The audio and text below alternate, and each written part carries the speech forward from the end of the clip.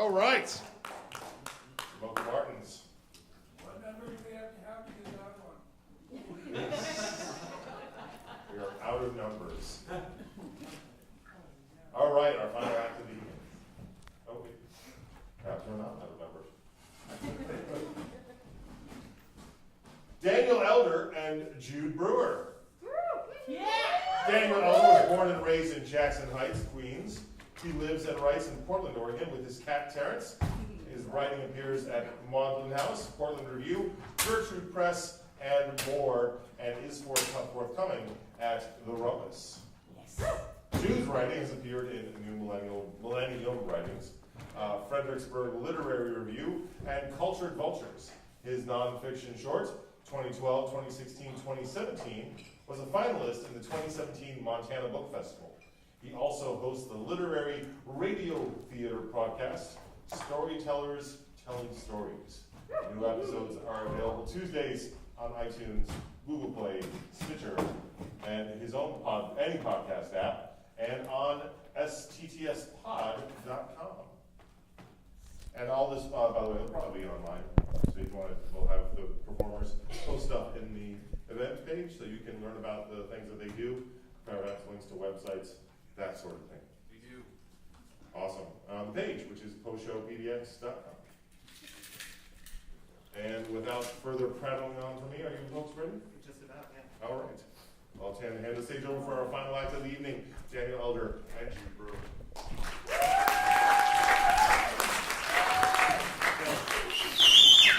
We're going to issue the microphones. Can you hear us all right if we project?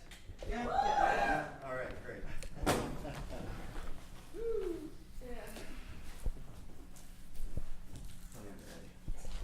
Ready?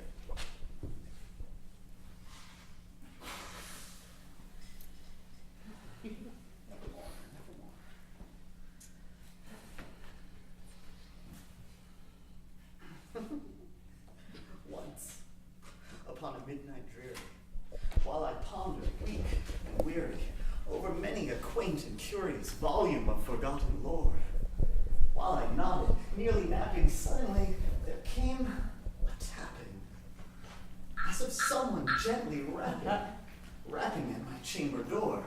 'Tis some visitor, I muttered. tapping at my chamber door. Only this and nothing more.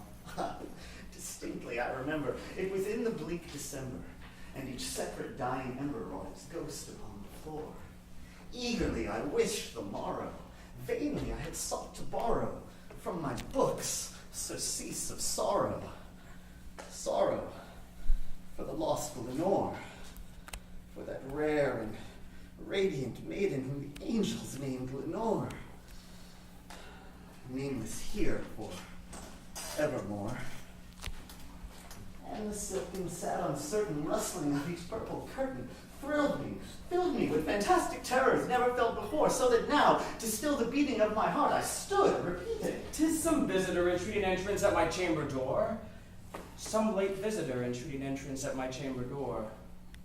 Only this and nothing more. Presently my soul grew stronger, hesitating then no longer. Sir, Said I, or madam, truly your forgiveness I implore. But the fact is I was napping, and so gently you came rapping, and so faintly you came tapping at my chamber door, that I scarce was sure I heard you. here I opened wide the door. Darkness there, nothing more. Deep into that darkness peering, long I stood there wondering, fearing, doubting, dreaming dreams no mortal ever dared to dream before. But the silence was unbroken, and the stillness gave no token, and the only word there spoken was the whispered word. This I whispered, and an echo murmured back the word, Lenore. Merely this, and nothing more. Back into my chamber turning, all my soul within me burning, soon again I heard a tapping, somewhat louder than before. Surely, Said I, surely that is something on my window lattice. Let me see then what thereat is, and let mystery explore. Let my heart be still a moment, and this mystery explore. 'Tis the wind and nothing more. open wide I flung the shutter, when with many a flirt and flutter, in there stepped a stately raven from the saintly days of yore. Not the least obeisance made he, not a minute stopped or stayed he, but with mien of lord or lady perched above my chamber door, perched upon the bust of Pallas just above my chamber door. Perched and sat, nothing more. Then this ebony bird beguiling my sad fancy into smiling by the grave and stern decorum of the countenance it wore. Though my crest be shorn and shaven, thou, I said, art sure no craven, ghastly grim and ancient raven wandering from the nightly shore, tell me what thy lordly name is on the night's Plutonian shore. quoth the raven, nevermore. Much I marveled this ungainly fowl to hear discourse so plainly, though his answer little meaning, little relevance he bore. For we cannot help agreeing that no living human being ever yet was blessed with seeing bird above his chamber door, bird or beast upon the bust above his chamber door with such name as nevermore. But the raven, sitting lonely on that placid bust, spoke only that one word, as if his soul in that one word he did outpour. Nothing further than he uttered, not a feather than he fluttered, till I scarcely more than muttered. Other friends have flown before. On the morrow he will leave me, as my hopes have flown before. And the bird said, nevermore. Startled at the stillness broken by reply so aptly spoken, Doubtless, said I, what it utters is its only stock and store. Caught from some unhappy master, whom unmerciful disaster followed fast and followed faster, till his songs one burden bore, till the dirges of his hope that melancholy burden bore, of never, nevermore. But the raven, still beguiling my sad fancy into smiling, straight I wheeled a cushioned seat in front of bird and bust and door. There upon the velvet sinking, I betook myself to linking fancy unto fancy, thinking what this ominous bird of yore, what this grim, ungainly, ghastly, gaunt, and ominous bird of yore meant in croaking nevermore.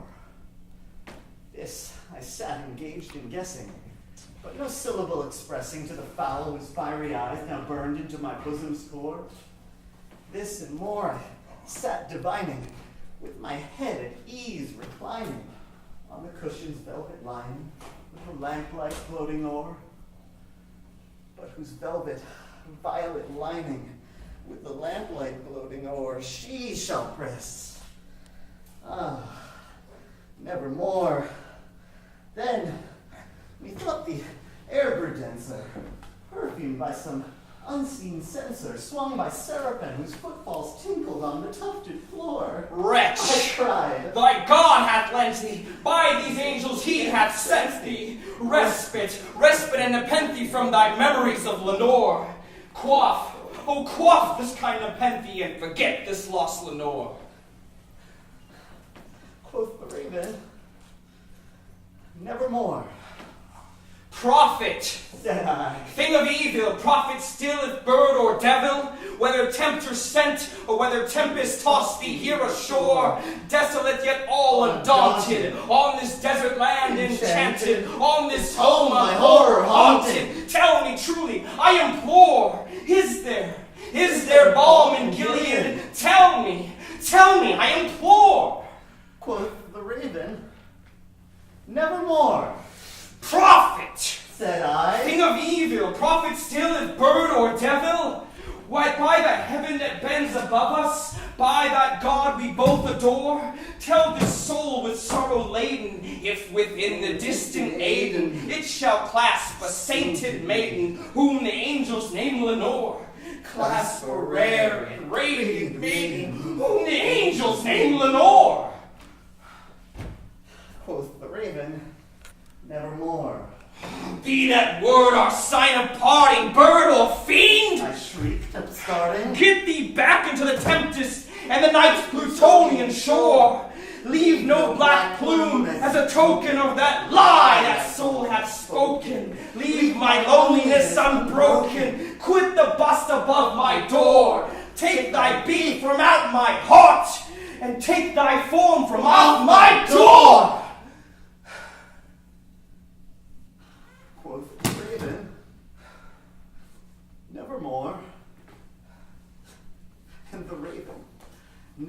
flitting, still is sitting on the pallid bust of Pallas just above my chamber door.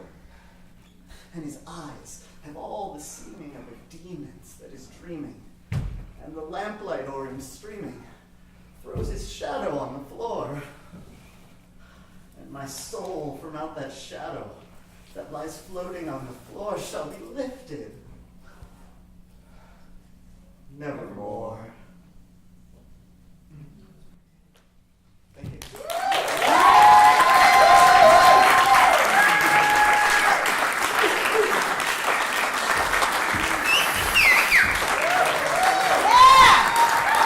All right. That was General Elder and Jude Brewer. We have come to the end of the Poe Show 2018. You made it. I want to thank all our performers. I want to thank the Tennessee Theater. I want to thank everyone who donated prizes. There are too many and too many to mention, and I don't have a list of them anyway. I want to thank you, the audience, for coming out and sticking through the show, because it was a great show. Was it not a great show? Yes! We will be back in 2019 for the Poe Show number 4.